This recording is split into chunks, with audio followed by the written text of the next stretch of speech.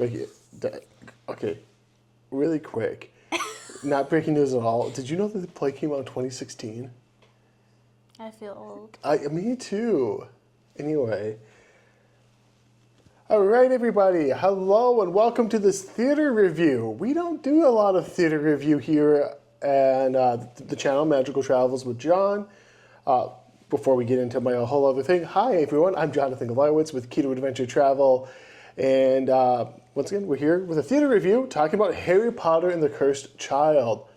But before we get into all that, let's talk about the Hermione to my Ron, the Ginny to my Harry. The Nagini to his Voldemort. Yes, that's kind of weird. But, You do know a third one. That's the best one I can come up with. usually I need a third one. Samantha. So. Hi, I'm not a snake. Oh, thank God for that. So look, we Harry Potter and the Cursed Child, it's now touring around, I don't know the world, but for sure the United States. It's also currently on Broadway. And Samantha, we had the chance to see this. Let's just, before we actually get into like big general thoughts, let's tackle the one big thing, the one big issue with Harry Potter and the Cursed Child. Are you ready, Sam? That's probably not what you think. There was no butterbeer representation in this play. He literally didn't go to Hogsmeade. So I had to deck out, and I had to bring out my new shirt, my butterbeer shirt, my butterbeer hat. You know, I actually, specifically for this, I bought some more butterbeer coffee creamer. What? Well, yeah, I did. What? To commit to the bit, I was trying to find the butterbeer that we got from the Harry Potter store in Chicago, but it's not down there. I don't see any soda to make homemade butterbeer for me. I thought about picking some of that up for you actually, but I didn't do that. So we'll get to that at a later point. We'll work on it, folks. We'll work on it. Let's talk about the things you actually want to talk about. That is a big deal, though, that there's no butterbeer in this play at all. It's not a big deal. It's a big deal. It's a big deal for those of you who love butterbeer. There's a big deal that they weren't selling butterbeer at the theater Time bar. and Traveler. At the theater bar, there was no butterbeer, and that's a bigger problem. Time Turner drinks, which are still kind of in. I don't even know what was in the drink. The line was so long for the alcoholic drinks here that I have no clue what was actually in the drink. I thought I looked, but I don't have any. I saw the name of it, and then I just kept walking because while the theater itself wasn't super full, the lobby area for some reason It's here a small lobby. at the Oriental Theater, not the Oriental, at the Orpheum Theater, excuse me, a beautiful theater, like beautiful theater. I love the theater. I love to go there anytime. I mean, I love to go to the theater in general, but there's a big difference between going to something that feels like nice and historic versus. I don't like just playing like giant box. Like for those of you who come to Minneapolis, St. Paul, I always love to go to the Orpheum versus what is it, the one in St. Paul? Ordway. Ordway. I don't care to go to the Ordway. I would like to go again because I don't remember. Oh no, I love seeing shows at the Ordway. I mean, in general, I love seeing shows in general. We didn't really talk. We're both theater kids. I think that's fair to say. Yeah. I mean, I'm a movie buff, theater kid, Disney adult, kind of all one like vibe. I don't know of a single Disney adult who's also not a theater kid. Write down in the comments, guys. If you're a Disney adult and you're not a theater kid, let me know. And I have a lot of questions for you. I think you're right, actually. All the Disney adults I can think of were also theater kids. It's kind of hard because, like, we're going to get to this. Maybe we're just able to connect with that sense of joy and be playful. Playful. I would just look at the 90s Disney adults. No, the 90s Disney adults. The kids who grew up in the 90s with the Disney Renaissance, myself, and you for a bit there. I was there. But able to grow up with those films and have that great musical punch to it and everything. So anyway, this isn't a musical. This is a play. It could have been. It could have been. I would have been okay if it was. Let's actually talk about the big thing that you wanted to talk about. J.K. Rowling. J.K. Rowling, here's the thing. Biggest disappointment. Look, Yeah. this is what I'm going to say.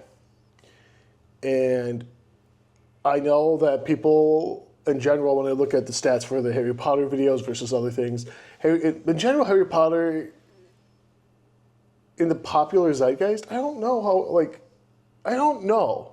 It's like so ingrained in culture that it's really sad. Well, because here's the other thing. Like, if you go to the Harry Potter parks, which is why we're talking about this, we're talking the Universal Studios, Wizarding World of Harry Potter. They're always busy. They're always busy. So it's not like people don't like Harry Potter. They don't like the author.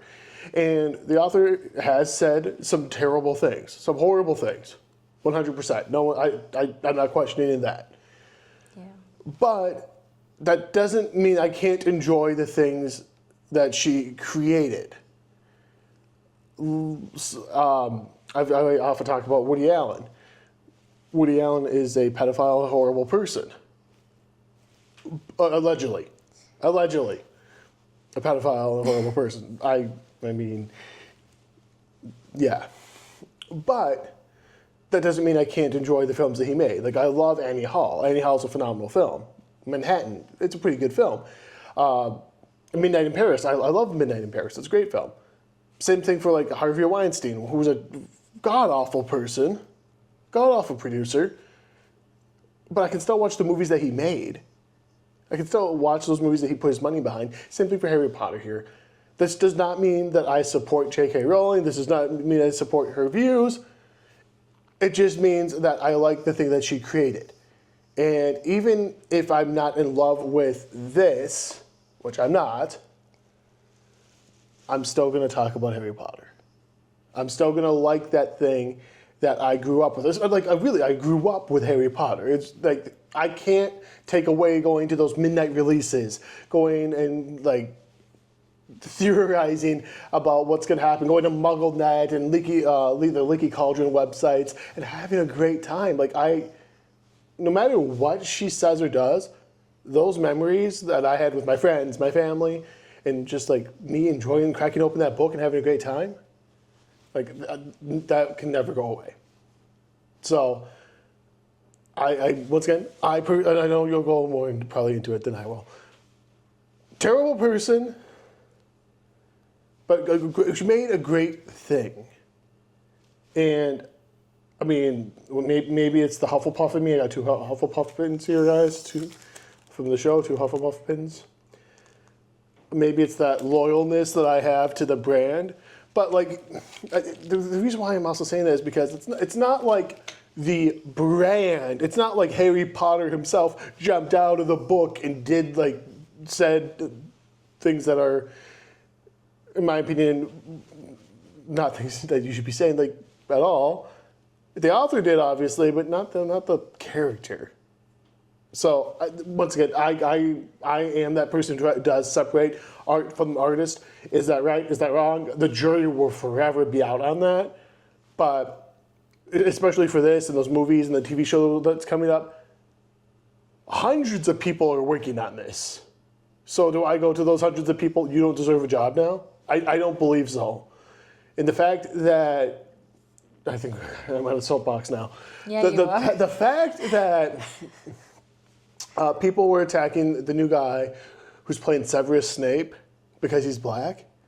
No, that was bad. Like that's coming. I don't know if it's coming from like the Harry Potter fan base overall, but it's coming from a very toxic part of that fan base, and it's the same thing that happened to Star Wars. It's the same thing that's happening to everything. It's just the people who are overly toxic, in my opinion, are not true fans. They're not. Like, the people who are all up about Star Wars, like, oh, Star Wars was great back in 1977. Okay, cool, you had one movie, whatever. Cool, it was great, yeah. And you can just like that one thing and just shut your mouth. Or you can just go out and make all these people, like, incredibly depressed and suicidal. Like, John Lithgow, who's playing Dumbledore, was talking about how he, like, had to go offline. He had to just basically was contemplating whether he was going to continue with this because of all the people who were sending him hate mail because he signed on to do this project because J.K. Rowling said bad things. Look, the guy wants to work. He wants to play a character who is like a very fascinating character. So from an acting perspective, I think that's a challenge. There's no reason. This goes for you, this goes for anyone out there. There is no reason to attack somebody for signing up for that. That does not mean that they agree with what that author says. That does not mean that they're going out there supporting that author. That means that they want a job and they're taking the money to do the job. It's not like this money is coming from selling kids, slavery, like blood oaths, anything like that. The things are horrible that she's saying, 100%. Don't get me wrong. But that does not mean you attack their family. That does not mean you attack their person. That does not mean you hope that they die. The people watching this did not necessarily horrible do this. The people. You are also horrible people. Don't attack the viewers. They may not even be those people. Settle. Also horrible people. Anyway, Sam, go ahead. I disagree with J.K. Rowling.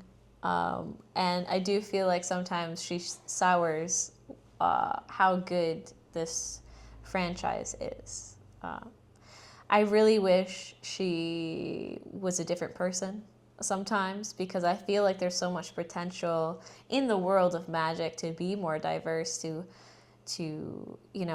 polyjuice potion, you're changing your body. Like there's so many things you can do that she chose not to. So I feel like if anything, this world has potential for more that she's missing out on. And I agree with John where I don't want to take away people's jobs. And one of my biggest ways that I fight the really harshness of this world is to choose joy. So will it make me happy to go with my fiance to a theater in Minneapolis and support the arts and go see a play and just see what happens and just have a good night? Then yes, that is joyful. I'm going to do that. Especially because we also had a ticket discount. So of course I'm going to go. Girl math, it was basically free. For you it was free. I paid for it. So girl math, yeah. Free. So I find it very conflicting, but I do love the Harry Potter franchise and I love butterbeer. And I just sometimes get a little sad. Look, I obviously I'm not going to continue to beat my soapbox here. You don't need to yell at these viewers. They may not be the same people. I do find it frustrating. That's all I'm going to say. I hate to play that card because it makes me feel kind of disgusting to say that there's, like, instead of saying that there's good people on both sides, there's bad people on both sides in this case. Like, there are people who understand, once again, that they are feeling personally attacked and hurt by the things that she's saying, the things that she's supporting. I understand that. I sympathize with you. I empathize with you. I can still support money to your causes. Me supporting Harry Potter and supporting foundations and charities that support you, I don't think that makes me a bad person. Now, they're going to come out and say I am because I'm also supporting this. And I have many things I would like to say to you that I cannot say on a public channel that I don't want to get banned on YouTube. So let's Harry start talking Potter about and it. the Cursed Child. The 8th story, 19 years later. I did that in air quotes because, guys, I don't think, like, the biggest thing with this, like, it's not the 8th story. Sure, the 8th story, yeah, fine. But it's not like the 8th book. It's not the 8th or 9th movie. It's just the story on stage. And I went to see the spectacle. That's why I went. I wanted to see magic done on stage. Wanted to see that. Because, like, my favorite characters weren't in the show. So, like, kind of sad. But I understand why I don't know why I say we're focusing on the trio. The trio. I would say we're focusing on the trio. You think we're focusing on the trio? I think Ron is hardly in the show. We're focusing on Harry and Hermione. Harry and Malfoy. And Hermione's there. But we're not even like focusing The trio. on it's a weird trio. Apparently we changed Ron for Draco. Sorry. Kind of interesting. Yeah, look.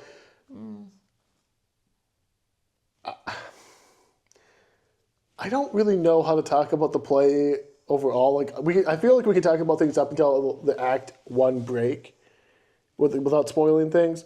So what it's dealing with Albus Severus Potter and Scorpius Malfoy, and how there are these two, for lack of a better term, and it's a term that I think they would give themselves, losers of Slytherin, like losers in Slytherin. They're like the losers club, basically, of Hogwarts.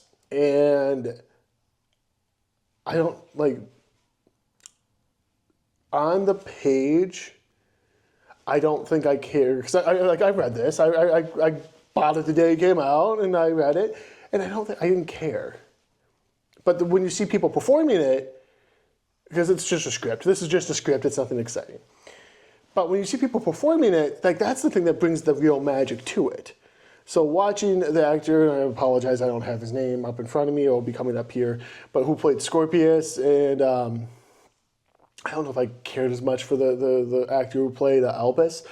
A little bit too, it's going to sound once again mean, a little bit too whiny for my... I think his character was just a very angsty character, and I really think he was just playing the part. Now, granted, I haven't read the book. It's a script. So I haven't read the script/book. So I didn't know what I was walking into. But that's what I'm saying, though. Like, if this is a script... But well, I'm just... Like, okay. Something I want to say before we keep going on whatever you're looking up, is that not knowing anything going in was an interesting take on this, because the person next to me was like, how many times have you read this? And I'm like, none. So that was kind of interesting, but it's very Wattpad. It's very fan fiction come to life. And there's been some very popular things that have done that, such as Twilight, 50 Shades of Grey, things like that. Like, those are popular movies and things that were fan fiction. So it's not like fan fiction has never become successful. But it was just, the angstiness feels like something that would be from a fan fiction like that. Let me ask it this way. Plus all of the named characters having children that are all, you know, like, that's also fan fiction. I think that there's a couple things I want to talk about with them really quick. Yeah. Let me get back to my earlier point. It's a script. Like, it does not tell you how to read it. It does not tell you the tone you should take. It doesn't talk if you talk like this the whole time, like all snivelly and like I want to go. Like, it doesn't talk like that. Like, it just flat out is like, Albus, please, you know, I've never wanted gratitude, and then like it doesn't like, there's no tone at all. Yeah, that's because you need an actor. Correct, but that's what I'm saying. So that actor did a bad, like, in my opinion, didn't do the way I would have done the character. And once again, that's a personal thing, and that is me once again. Like, I understand angsty. That's why I hate Harry Potter and the Order of the Phoenix. Harry is just angsty the whole time. Get over it, Harry. I get it. You're upset about Cedric. I'm upset too, but then you never talk about him again, so you're not that upset. Anyway, Oh my goodness. Well, that's also something I had a problem with this, where I'm like, oh, okay, well, Cedric's a big deal. He hasn't been a big deal since book 4. You know what? Good for him. Bringing it back. The only Hufflepuff representation was the dead kid. So... Oh no, we had a token dead kid. Oh no. Don't get me started on how we don't have good Hufflepuff representation. But fan fiction. Yeah. Can you think of any you said Twilight. 50 Shades of Grey. But anything that's like culturally relevant now? Twilight is not culturally relevant. No, it's not. People quote it all the time. In not a loving way.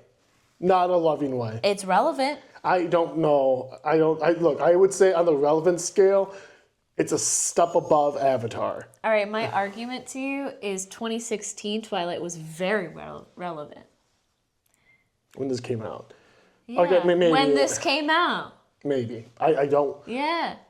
I don't know. Twilight was a big thing. I know Twilight was a big thing. Yeah, and this But- came out around that time, so I don't see what the problem is. What I'm going to say is this still holds cultural relevance. Maybe not the play, but the brand versus Twilight, which I hope has. some Twilight people come for you in the comments. Look, I've already, because Twilight is a thing. I've already insulted enough people, I guess. Yeah, we don't need to add more. I hated the Twilight people. Team Jacob or Team Edward, let me know in the comments. Thank you. I'm not Team Bella, so Yeah, me neither. I don't know if another. Actually, the running joke is that the Twilight people have grown up a little bit more, and so now it's like Team Charlie or Team Mr. Cullen. Oh, Team Mr. Cullen. Carlisle. Yeah, Carlisle. Yeah. Carlisle or Charlie is like the new No, running I'm not, joke. I'm not questioning who it is, but I'm telling you, my team would be Team Carlisle. See, I don't know. Okay, well. It's something I haven't fully landed on. It's not something I ever thought I needed to talk about or voice an opinion on, but apparently. Is it because he's a doctor? You in it for the brains? Or is it that he's a vampire? Really, it comes down to, like, for the book, we're way off on a tangent. For the book, for the book series, I only read the first book. Because I tried, I read all four. tried so hard to get through New Moon, and Bella was just, I was done. Angsty, yeah. No, angsty is not even the word for it. Stupid would be the word for it. Like, I mean, she's stupid throughout the whole series. Okay, that so doesn't change. Team But Carlisle. the movie, the guy who played him in the movie, like that's my version. Yeah, okay, but yeah, sure. Like, I don't really care, I guess. Yeah. Is Twilight still relevant? That is, at the end of the day, the question that we're asking. Not what team you're on, not who do you ship, but what is Twilight still relevant? Let us know down in the comments. I want to know that more than which team you're on. Do both. Or do both. Do Or both. talk about anything else that we've talked about. Look, the spectacle of the play is good. It's good. I mean, it's a step above. It's a step above, like a. Sorry. It's like a step above a good theme park show. So when I say like a good theme park show, I'm thinking of like Indiana Jones Stunt Show Spectacular, the How to Train Your Dragon show over at Epic Universe. Yeah, this is just a step above that for me. Actually, I probably enjoyed that more, but that's. The How to Train Your Dragon one is fantastic. I don't think I can put this above that, but this one had more. So if you're looking for, but they also had more time. So This had more time. This had a lot more I'd time. argue that this one had more time than the other one, but How to Train Your Dragon has my heart. But this one was pretty Okay, good. well then let's ask. This one was pretty good. Let's ask the simple question then: how does this compare to the circus show over at Epic better Universe? than the circus show. Yeah. Yeah, I mean, I guess. Well, You don't even like the circus show. I think that's my problem. So why is it a hard thing for you? You should already know the answer. I do. This is better, but this is also a lot longer. Well, yeah. And I think that becomes my problem with the show. They were speeding through things so quick at the beginning. Yeah, that was stressing me out. And They were like, boom, boom, boom, boom, class, class, class, class. Here's what we're doing over here. And I was just like, what is happening? to the point where like Albus is so resentful, but I never understand why. Like I understand what they're trying to tell me, and I understand like in theory why he's resentful, but I'm never shown why he's resentful. And if I'm watching a play or a movie or whatever, I need to see that. It would have been nice to have a scene where it's like, I don't know, they went on about how great Harry is or something, and he's just like, yeah, I know. I don't feel like we had a lot of that. You never had Harry, because I mean, I think they had once where it's like, you're Harry Potter's son or whatever, and then Harry signed. But I needed more with him specifically when Harry's not even there. I think if you needed that, Where it's like, no, it's literally all the time. You know? You needed more of that. But the thing is with like Harry, big picture, he's never full of himself like that. He's never like, oh, I'm the chosen one. Like he'll say it like in a playful way if he's trying to get with like Cho Chang or something like that. Which, let's be honest, that's a kid. I mean, that's a kid. That's a like 15. He's aged into it. He's a 15, 16-year-old kid. Yeah, he's gonna play up on that stuff. That's like, I'm not upset about that. But I don't know. Like so the play starts really rocky for me. It starts really rocky. I grow to like the friendship between Scorpius and Albus. I definitely see more of Scorpius' side. I love Scorpius. So He's so lovable. he's lovable. He's so great. I love him. He's very great. Maybe a little too over the top. Maybe he plays it up to like 11 a little bit. Sometimes. But yeah. I agree. But I still found his character very lovable. yeah, so. correct. The character's still lovable. But it just would seem weird. Okay, let me think big picture here again.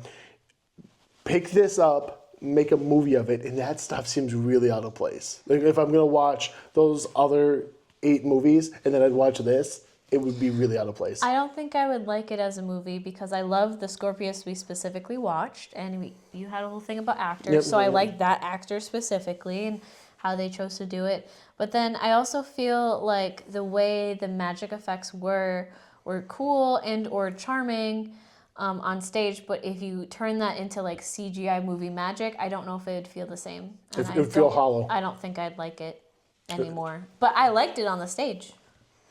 Liked it on the stage, had fun with it. I really like the time turner thing that they Oh did. yeah, where they're it's like really cool, really cool stuff with the time I turner. love it. I Over dramatic, but I love it. yeah, look. Yeah. And I think my other big thing is like in general with time turner, and this goes to the Harry Potter and the Ministry of Magic ride. I'm kind of done with time turners.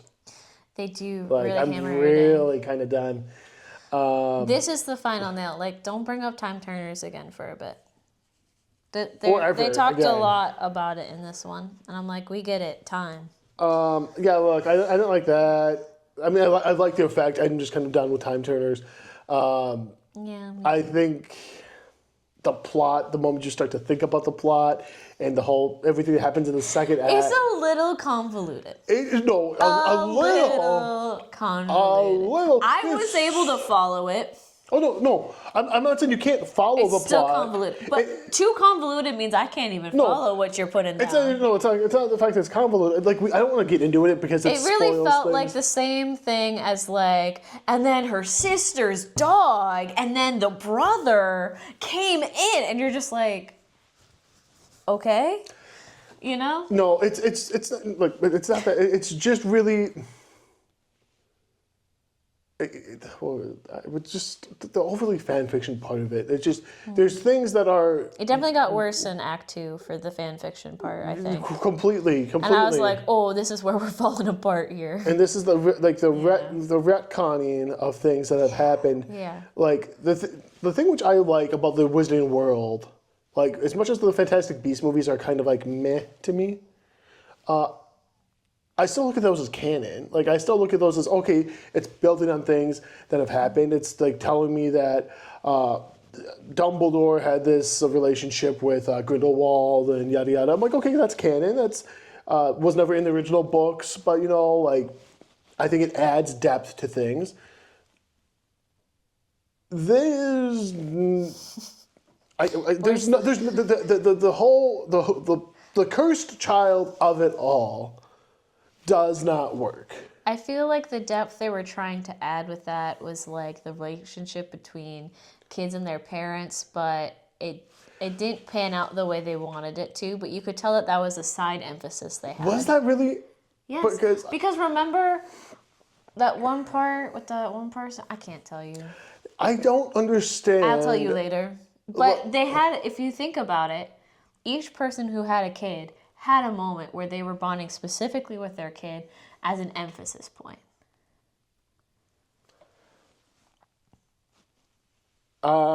Maybe. Look, this is my other big thing. We talked about it last night. I'll talk about it now. Harry has other kids. Nah. You wouldn't know that by reading the script or watching the play. It's just Albus Severus Potter. That's it. And James. For 2 seconds. Lily? Don't even know her. So Lily, okay, this is a whole other thing. So when this was originally done, it was done as 2 different plays. So basically 4 acts instead of 2 acts. In order to condense it to a 2-act play, there were things that they got rid of. Lily was in the original play for a couple lines. Same thing as James. So for a couple lines, Lily would be there. But still, like, it doesn't work. Actually, I have a thought now that's coming in my head that I wanted to ask earlier, and I think it stems on this whole thing. Well, how did you feel about the epilogue of Harry Potter and the Deathly Hallows? Like, do you like it? Because this really is a continuation of that epilogue. And for me, like, I understand the impulse to do the Albus Severus Potter. You're named after the 2 bravest men I knew. What happens if you get sorted into Slytherin? Oh, the sorting hat takes takes what you want into account. Yada yada yada. Like it's a nice moment, but that feels like fan fiction within the book.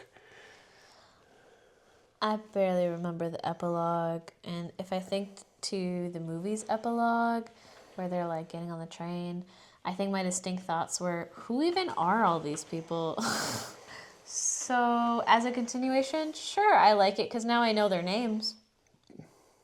That's all I got for you, is now I know their names, and that's something. I guess that's something. Also, can we talk about We've been talking for a long time. their names? Which ones? You're telling me Ginny had no opinions on any influential people to name the kids after? It's all Harry's people? That's a little weird.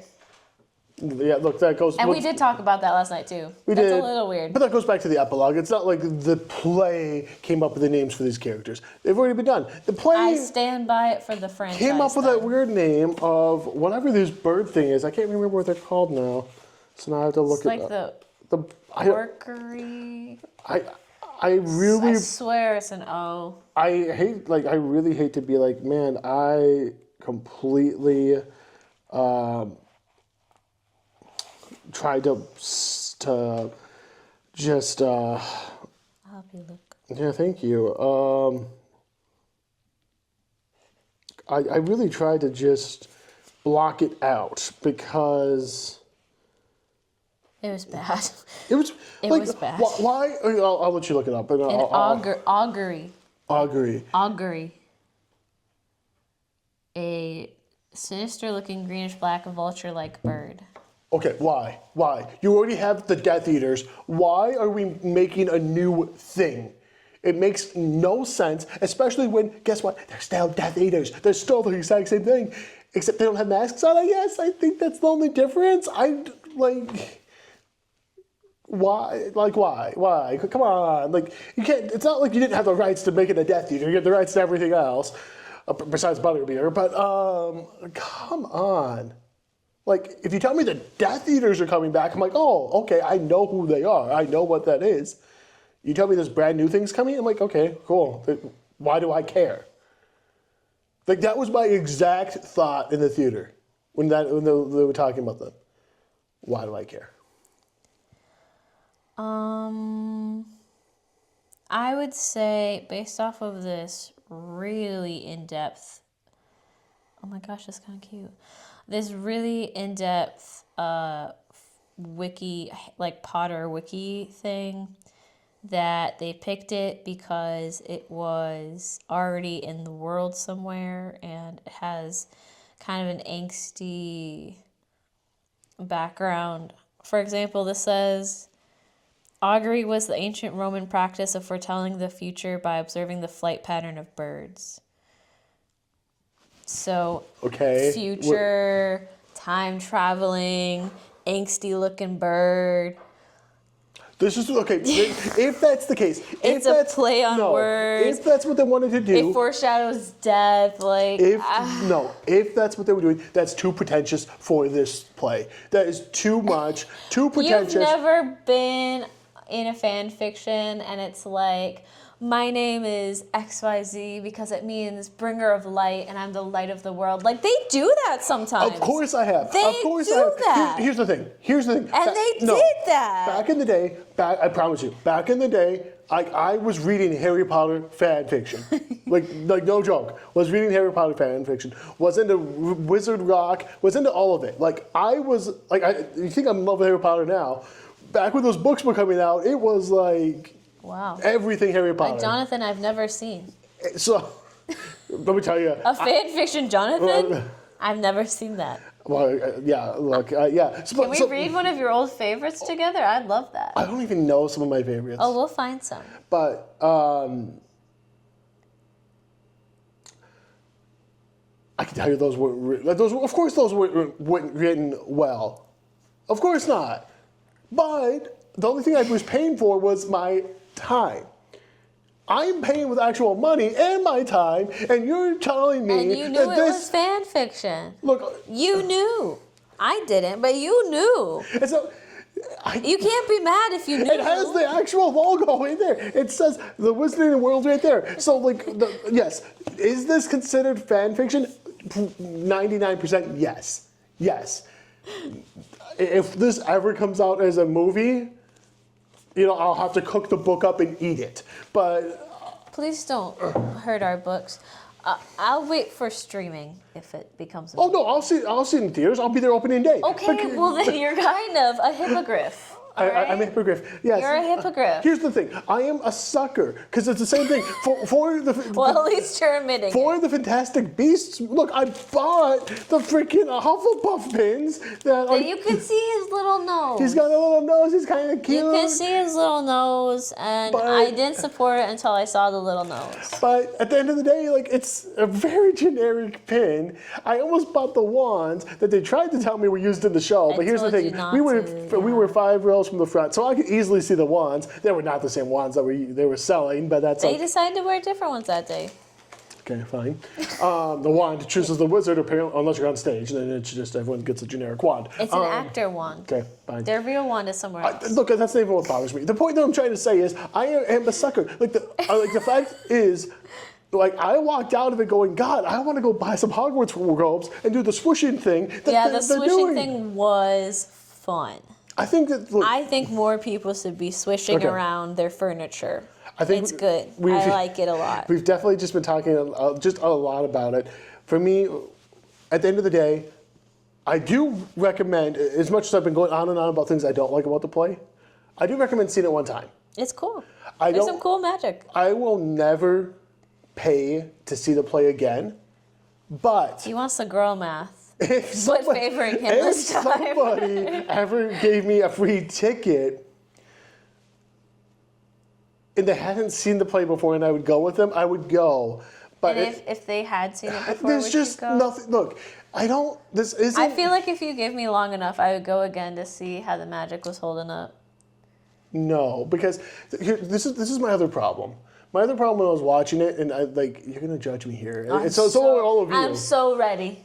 Lay it on me. If I'm looking at the practical effects of this compared to Wicked, which came out in 2003, 2004. You like it Wicked's more? Wicked holds up a lot more to me. And the clock tick? And the clock tick. That doesn't, I like this brand more than Wicked, especially when it comes to the books. But that show has a chokehold on me. To the fact where I'm like, man, I've seen it 8 times. Yeah, well, I'll go again. Why not? I don't have that same thought here. I do not have that same thought. I was like, I'd rather see a new show than go see this one again. I do agree with you on that. Yeah, Wicked. Yeah, no. A new show that we haven't seen. No, this is what would get me to go. This is it. Because right now on Broadway, while we're recording and talking about this, Tom Fountain is playing Draco in the show. Which is That fun. would get me to go. If for whatever reason, and I don't want to say never, but there's a 99% chance it's never going to happen that Daniel Radcliffe comes back to play Harry. Because Daniel Radcliffe has flat out been like, I have no interest of coming back to Harry I feel Potter. like he's done a lot of work to be something other than Harry. I don't imagine him going back to Harry. Which I am a big fan of the other stuff he's been doing. Like, he's been doing plays, musicals. Like, he's got a lot of talent. And I don't... Which is why he doesn't want to be just Harry. Out of the trio, he has done the most, I would say. Which kind of makes it... Like, Rupert, I don't know what Rupert's doing. I think Rupert's just kind of took... I don't know. Like, took the money and... I don't want to say ran. He earned the money. But, like, took the money and was like, I don't need to do this anymore. Which is fine. Like... You spent more than a decade. If he needs money, you can always head over to a convention and sign some autographs. Yeah, and that's the thing. And he'll be all right. The Phelps twins have been doing that tour for a while. They're great. But they usually to hear their stories. They tell the same stories again and again. How many times have you listened to their stories? Not as many as like I've listened to. I'm just trying to think of a good analogy here. Probably only 3 times. But the problem is, like, when you see them on the con circuit, and, like, you go to these things, because, like most people who go, they don't, I don't want to say I followed them. I wasn't following them. I was trying to get other autographs at that time. I don't autograph collect anymore. But, there's, a lot of things. A lot of things. Because, let's say, if you went, you would probably go ask them the question that somebody else at another con's going to ask them, and another con's going to ask. Hear me out. And it's though. just like, what would you pick as your Patronus? Well, cool. I have to hear that now. So listen, the thing is I did meet an actor that I was really entranced with and excited about, and I had a lot of questions that I had prepared in my head for the chance that if I could ask him one, I would. But when I got up there, I became starstruck and simply asked what his favorite color was. And what was Matt Smith's favorite color? Green. Wait, Matt Smith or David Tennant? Matt Smith. Matt Smith, okay. His favorite color is green, or it was green when I saw him last. But I had a lot of more complicated and interesting and detailed questions to ask, but I couldn't. My brain stopped. I apparently am just doing it wrong nowadays. I really just go up there and I just thank them. Like, most of the time it's like I actually You go don't want to ask them about their favorite color? You know, they have a lot more important people to probably talk to than me. Okay, but like, hear me out. I'll bring a book of Sherwin-Williams paint chips. I'll go pick one, and then I can make a little book of their favorite colors. Okay. Would you recommend the play?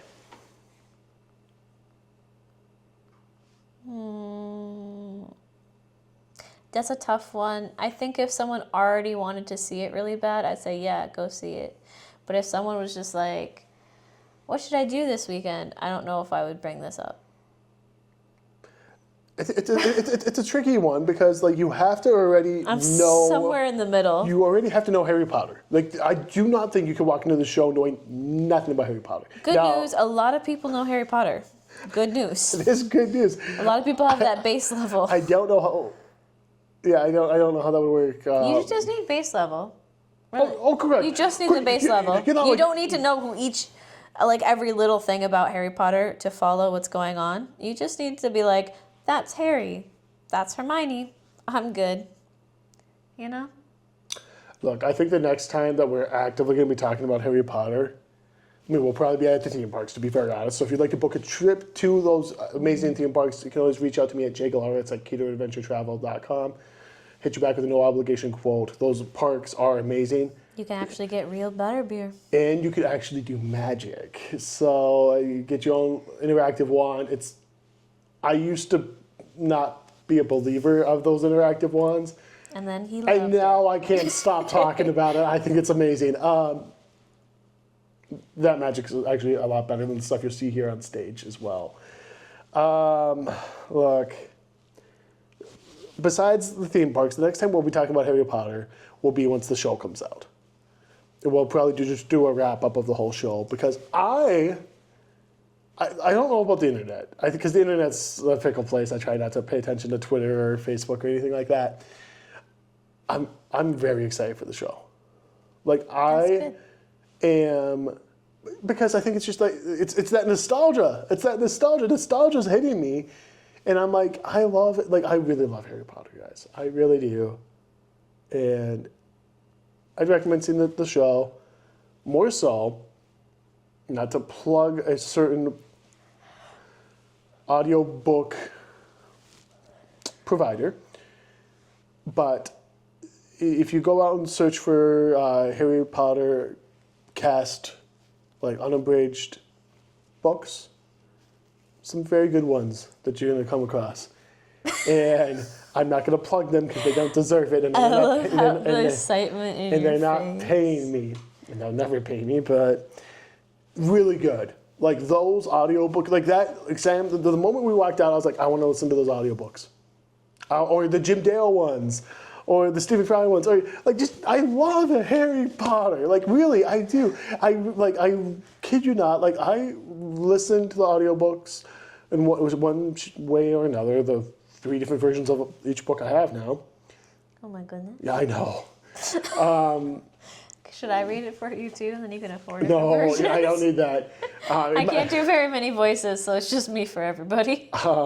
Like I probably every other year, like almost a guarantee every other year. The movies I watch every year. Like it's just. Are you sure? Usually around Christmas, Thanksgiving, and that's just because like That's right. There's that like nice feast scene. Well, there's that, and back in the day, like ABC Family used to show them all the time. Like that's how I like. So they conditioned you to being like, this is a holiday movie. I think they did condition me to believe it's a holiday movie. And I really don't think after it gets to Goblet of Fire, you can be like, that's a holiday movie. It's like. Sure, Halloween movie. Witches and Wizards. Halloween. I gotta go buy. Okay, guys, we're gonna be wrap it up here. I have to go buy some Hogwarts robes because that was kind of what I got more Hufflepuff in my life. 1 second. Okay, ready? You need some more Hufflepuff in your life. Some. That was a terrible reenactment. That's the best I have. I mean, I don't want to get the robe and do it like Star Wars Kid with the lights, like the broom and the lights. I don't need that. I don't even know if people know who Star Wars Kid is anymore. Do you know who Star Wars Kid is?